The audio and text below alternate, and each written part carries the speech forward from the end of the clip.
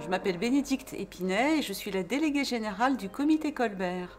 Bonjour, je suis Patrick Bousquel, je suis le responsable marketing Europe pour Aptar.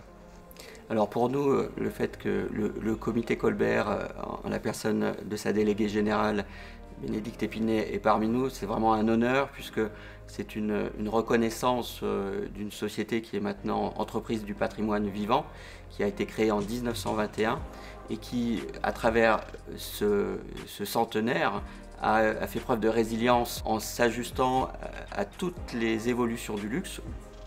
Alors d'abord, c'est toujours très impressionnant de visiter une usine, de découvrir les coulisses de l'exploit. Et là, on est vraiment dans l'exploit de partir d'une feuille d'aluminium pour arriver à un produit hyper sophistiqué qu'est le rouge à lèvres. Et d'ailleurs, on ne s'en rend pas souvent compte quand on se met du rouge à lèvres tous les jours. Mais on est vraiment dans le cadre d'un produit avec plein de détails et sur lequel il faut probablement 100 ans d'histoire pour arriver à un produit aussi précisément fait. Et on imagine derrière, quand on le regarde, les savoir-faire nécessaires pour produire une pièce comme celle-ci. La poésie de l'objet, c'est un des critères d'adhésion au comité Colbert. Sur le site d'Aptar Reboul, ici, nous avons des collaborateurs qui ont aussi bien 20 ans de maison que 30 ans de maison. Et ces collaborateurs forment environ 10% de jeunes chaque année, par exemple au métier du métal. Ici, c'est notre histoire d'anoblir et de transformer aussi bien l'aluminium que le laiton, que le cuivre. Nous allons aussi ajouter des matériaux nobles, nous allons aussi ajouter des pierres semi-précieuses.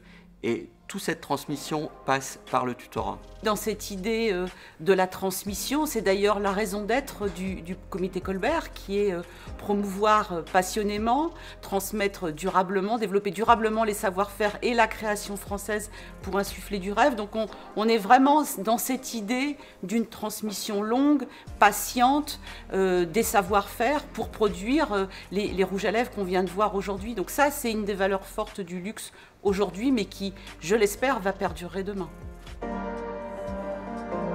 En fait, l'industrie du luxe est confrontée à un devoir d'exemplarité en termes de développement durable.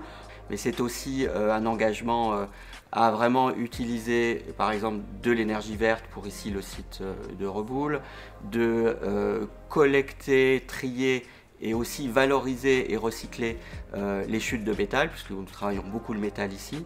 Et c'est vraiment aujourd'hui, de par les jeunes générations et aussi transposé par les marques et les designers des marques, une volonté d'aller vers des produits plus durables. Le talent de la France, c'est d'avoir su conserver effectivement ces talents, non seulement de les avoir préservés, mais d'être à la pointe de l'innovation. Et on le voit chez Aptar où on est sur des concepts de rechargeabilité. Donc on est dans l'idée de la transmission, mais on est aussi surtout dans l'idée de l'innovation. Et c'est ce qui permettra probablement dans 50 ou dans 100 ans d'avoir une industrie ici qui est toujours présente parce qu'elle aura su adopter l'innovation tout en conservant les savoir-faire initiaux.